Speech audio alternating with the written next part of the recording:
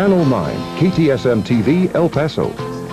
A Lower Valley house still stands. The story of one family and one city. News next. Center 9 with Jackie Steele and Dave Garcia. Good evening. The Ortiz home is still standing, and that's in despite of a city order to demolish it today. For years, neighbors have complained the Los Ortiz brothers gang used the house as a home base. 3 weeks ago, the city condemned the house because of health and safety violations. But Richard Lopez reports that as today's demolition deadline passed, the walls didn't come tumbling down. Ortiz family members, gang members, and friends watched as the demolition trucks pulled up next to their property. It was almost exactly high noon when City Inspector Bill Bennett told everyone in the house they must leave, but they said no. Y'all are refusing to leave? Yes, we are. Okay, thank you. Thank you. They refuse to leave the property. We cannot demolish it with them in it. Today, officials did not have the authority to arrest those inside the house. Now we're leaving the premises and we're going to court to seek a court order in which the judge will set a time and identify the circumstances under which they will have to vacate the property, and if they don't do it then they will be subject to eviction.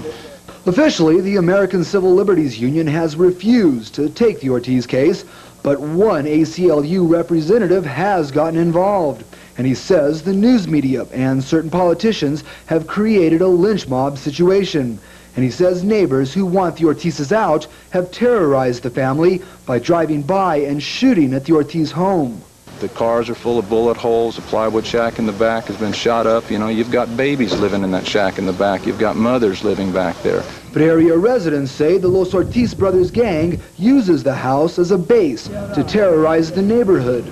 It's been 3 weeks since the city condemned this property. Now that it's in court, no one knows how much longer this is going to drag on. Richard Lopez, News Center 9. The beaten and partially decomposed body of a woman was found this morning in the Juarez Valley. But police are at a loss. They can't determine if she's Mexican or American. The victim's fingerprints have been sent to El Paso police because her description doesn't match that of any missing Juarezes. The woman is approximately 35 years old and was wearing only her underwear. She's bruised on her face and body. Police believe she's been dead 2 days. An autopsy is being performed.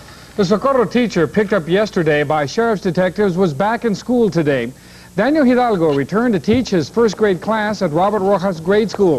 The 45-year-old Hidalgo is charged with 2 counts of injury to a child.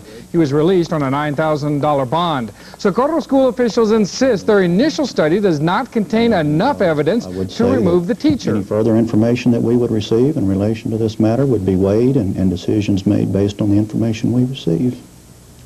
School officials will continue looking into the matter and will decide on the teacher's fate after a thorough investigation is complete.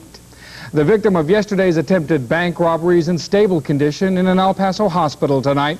Socorro Ortiz was shot in the chest when Esteban Trujillo tried to rob the El Paso Teachers Credit Union. Trujillo was making his getaway when the teller approached him, and witnesses say he then shot her.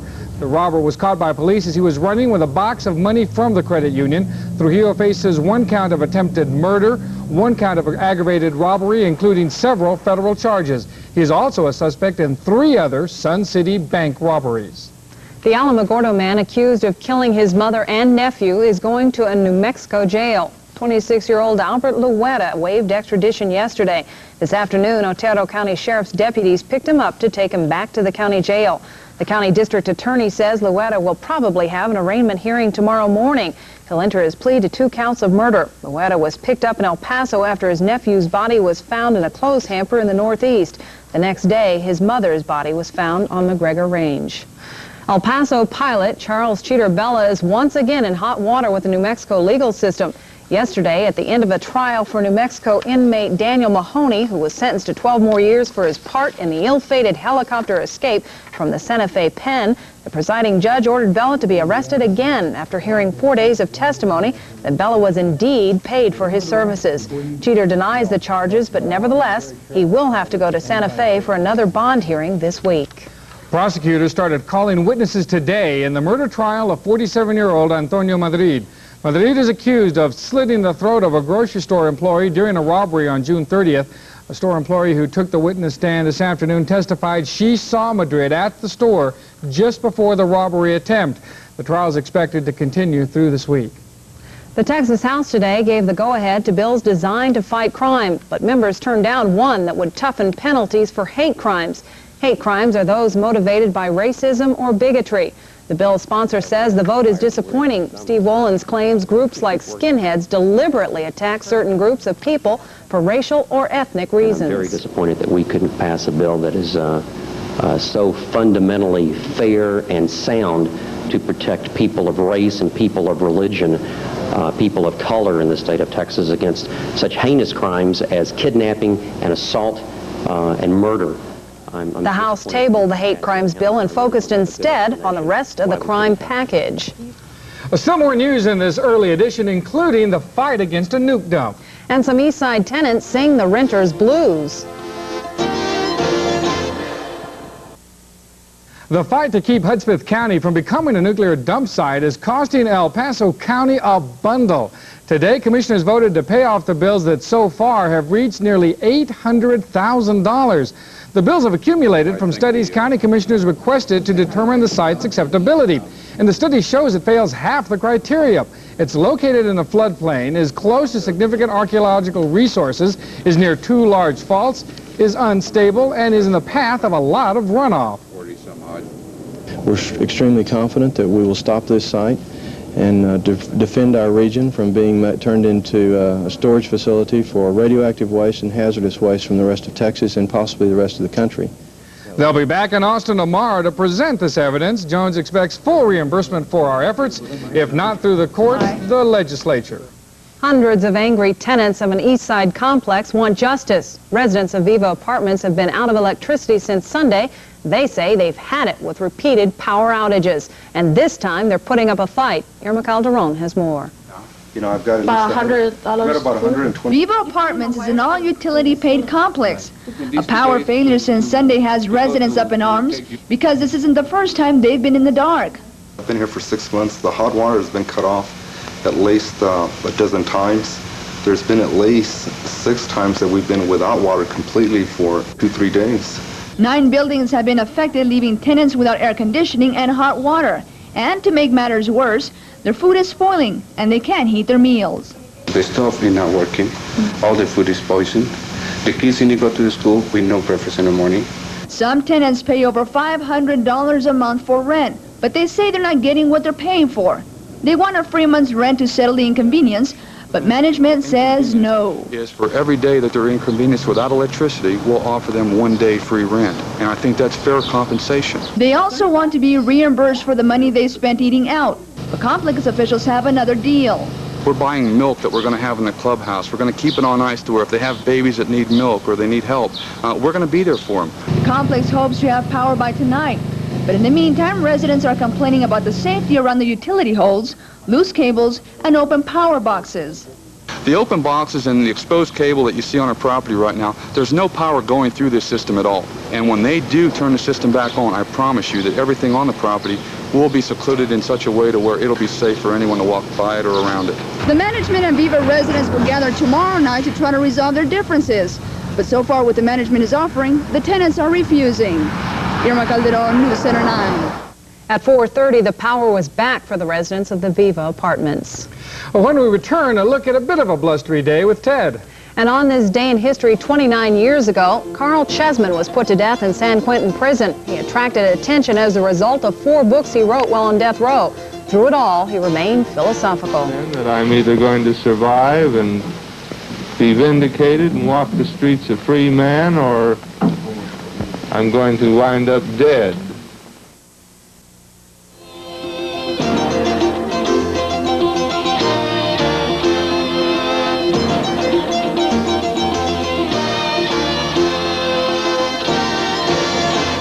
Beautiful day, Ted, but it turned a little windy there. In the afternoon hours, nothing compared to what they're getting from Abilene down to the Big Bend Park, where thunderstorms and a lot of them have broken out. Here in the El Paso, Las Cruces Southwest, the heat is on. It's gotten up to over 90 degrees. Let's take a look at the 6 o'clock story.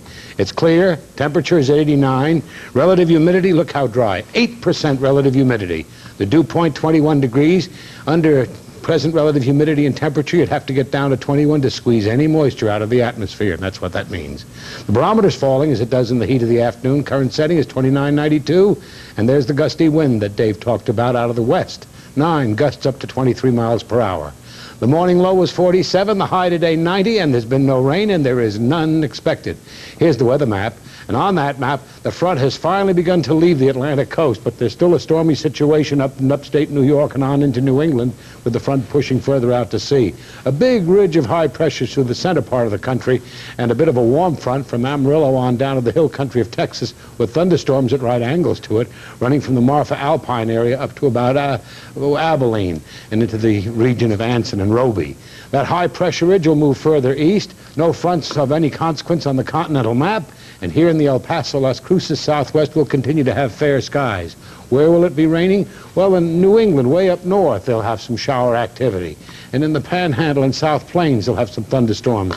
And up there in Canada, just north of the Dakotas. But for us, clear skies will continue. There's a lot of cloudy weather on the map. Most of it in eastern Oklahoma and Arkansas and Missouri, in this region of the Ozarks, and on up toward New England. And then in the southwest, these clouds have produced the action we told you about, running from Abilene south to the Big Bend Park, to Marfa and Alpine and Marathon in Texas. But west of the El Paso, Las Cruces Southwest, in the southern area of California, Arizona, New Mexico, all is clear.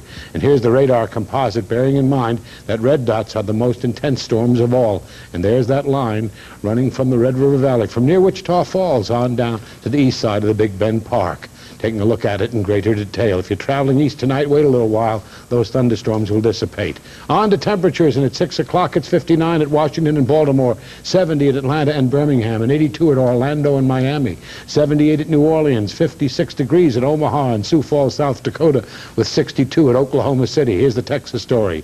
It's 81 at Brownsville, and the temperature at Houston right now is at 79. Fort Worth, Dallas, 75, 83 at Austin, 84 at San Antonio. Denver's at 63. Further west with 94 at Tucson and Phoenix, and 67 degrees at Los Angeles and San Francisco.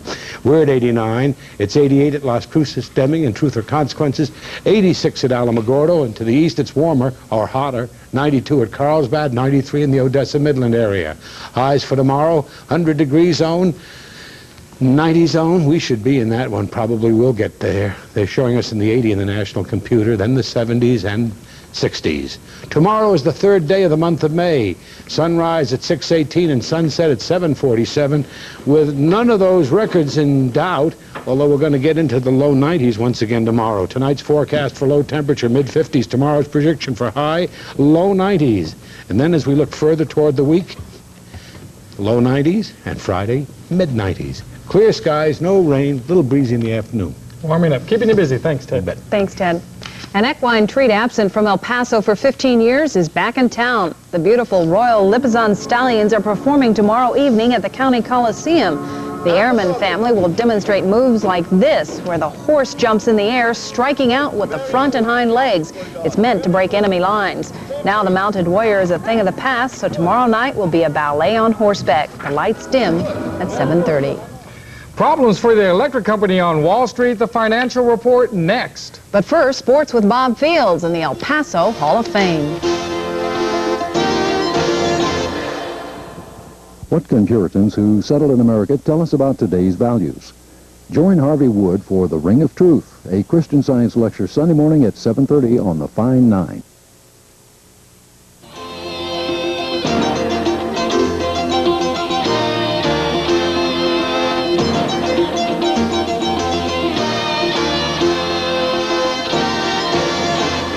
Bob, another one bites the dust with the El Paso, with the Dallas Cowboys. It's incredible. Yeah, new owner Jerry Jones today fired Gil Grant, who has been the player personnel director for the Cowboys since 1960. Cleaning house. Goodness. The El Paso Athletic Hall of Fame dinner will take place tonight at the UTEP Student Union Building. For a report on what's on tap, let's go live out to our Joe fan. Joe, take it away. Thank you, Bob. Right now, fans are entering the El Paso Athletic Hall of Fame banquet, and joining me right now is President Peggy Burkhead. Peggy, first of all, this is my 5th time that I've entered this Hall of Fame. About yourself, tell me about how it started. Oh, it got organized in 1955 by a group of men, and that's how it's been going on since then. And you're the first president. I'm the first woman president, yes. I'm the first woman officer, in fact. Okay, now going to one of the inductees today, Jane McCutcheon. Now, she is a coach at Burgess High School. Right, and has been coaching for a number of years and has a tremendous record, and we're really proud of her. Okay, now also there is a induction for seniors in this 1989 as far as El Paso High School athletes.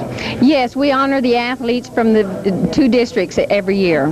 Okay, Peggy, thank you very much. So as you can see, fans are arriving for the 6:30 beginning, and we'll have some highlights and interviews at 10. For Joe Fan, Sports Center 9. Okay, Joe, baseball, the Diablos swept a pair from San Antonio last night. Heading into tonight's series with Wichita, the Devils have won 3 straight and are now only 3.5 in back of league leader Midland. If we can just continue like we've been playing good, every game, and like I say, a couple hits here and there with, a couple guys on, we could have won maybe 1 or 2 of the other games. Okay, basketball, the first round of the NBA playoffs get back into action tonight with 5 games on tap. New York's at Philadelphia, Atlanta is at Milwaukee, Phoenix at Denver, Utah at Golden State, and Detroit at Boston. Now for Detroit, the Pistons can wrap up their best-of-5 battle against the Celtics tonight with a win, and if that happens, it will mark the first time since the 1950s that Boston has bowed out by the first round of the playoffs. I guess as you get a wounded animal cornered up against the wall, I suppose the adrenaline flows a little bit stronger, and the competitive instincts come out a little bit stronger. So I would say, in terms of being up against the wall, it'll be a dogfight out there tonight. Highlights and scores for you folks at 10. Finally tonight, you know that the UTEP minor football team and their new head coach, David Lee, wrapped up spring practice. And in Columbia, Missouri, their new head coach, Bob Stull, and his staff, who used to be the minors head coaches, wrapped up spring practice as well. And like UTEP, Mizzou next year will be a different team. There's a learning process for us, and that's just finding out who's who, number one, and then of the who's who can play. So we have a different problem what they have. Everything that we're doing right now is completely different from what they've done in the past. And the answer to our sports quiz, entering the 1989 season, what player held the highest stolen base percentage in National League Baseball history? You don't have a clue. Well, Tim Raines of the Montreal Expos, 870. Not bad. That's Sports C at 10. Thanks, Bob. There was a retreat on Wall Street as the market dropped close to 12 points today. At the closing bell, declining issues led gainers by a narrow margin. The Dow finished at 2402.86, down 12.10. Trading was active as 173 million shares changed hands. Analysts say investors are waiting on the government's Friday report on the April employment situation. Taking a look at our 9 local stocks of interest, decliners led gainers 4-1. Circle K jumped a half. Burlington Resources fell 7/8. Farah remains steady. Southern Union Gas dropped an 8. El Paso Electric suspended dividends at the time of the last trade at 8 1/4. Helena Troy and Tony Lama were steady. Property Trust was off, and Chevron closed at 52 3/4 with ex-dividends down an 8. El Paso Electric shareholders will not be getting dividends for the rest of the year. The company put out the word today. Electric company officials blame recent rate rulings in Austin for their financial problems. And Minerva Bauman tells us the shareholders are out a lot of money and ratepayers could be facing a fight. The electric company blames its recent financial crunch on 2 things: the Public Utility Commission and the Palo Verde nuclear plant. We do have problems. Most of them are centered around the regulatory arena and obtaining a return on our investment at Palo Verde. The recent PUC ruling forced the utility to write off $15 million of deferred expenses for Palo Verde. Now El Paso Electric says it can't pay stockholders dividends for at least the rest of the year.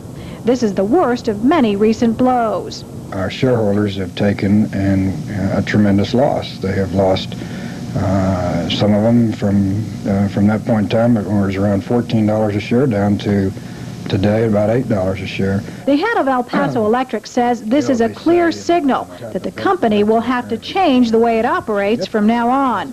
What we can do and what we will do is control our expenses, and the areas that we can cut, we will cut. Some things that may be cut are non-utility operations like Paso Tex and Franklin Land. But the financial problems the company faces now will only get worse when Unit 3 of Palo Verde goes online next year. By then, El Paso Electric will need even more money. and the company will be looking to the El Paso ratepayer for help. Minerva Bauman, News Center 9. Well, the news continues this evening, a musical trip to 9 Country. And keeping track of the prime rate, today's Biz Tip could be helpful.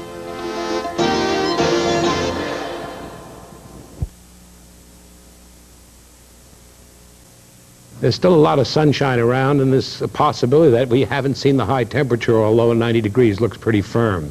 So, as the sun sets, it'll drop down into the 80-degree zone. A warm evening, David. Thanks, Ted. Well, all of us dream of the big time, pitching in the World Series, perhaps quarterbacking in the Super Bowl. Any star will tell you dreams don't come easy, and that's the lesson being learned up at Moorhead and Coronado schools. This group of 9 Country Westside Junior High and high school students are learning the sad reality: dreams cost. These talented young musicians are learning, although grades are important, it's more a case of no pay, no play.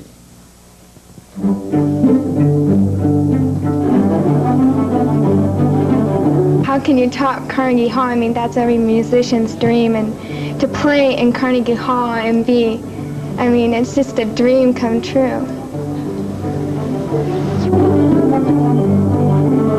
We've worked on it since day one. It's the most important trip we've taken.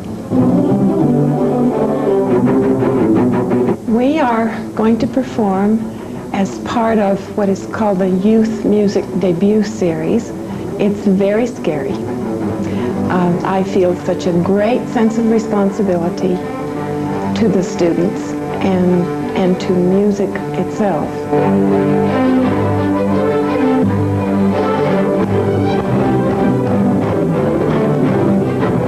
We do a lot of begging.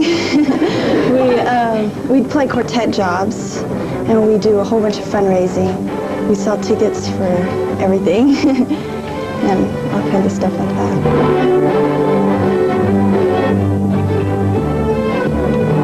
My mom, she got a job just when we moved down here to get some money so the whole family could go too.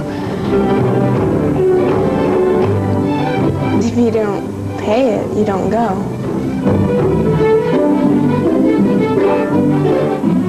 It means, I don't know, it's an honor to go to Carnegie Hall and play in New York, because, I mean, a lot of older people haven't even been there.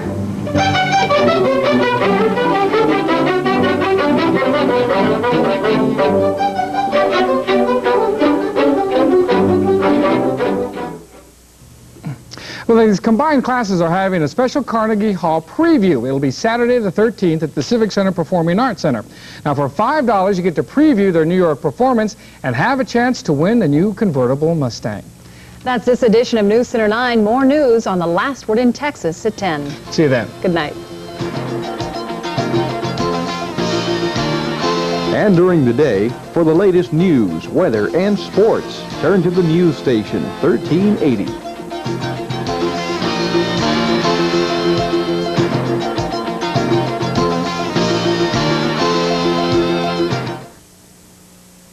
Andy Griffith is Matlock tonight at 7.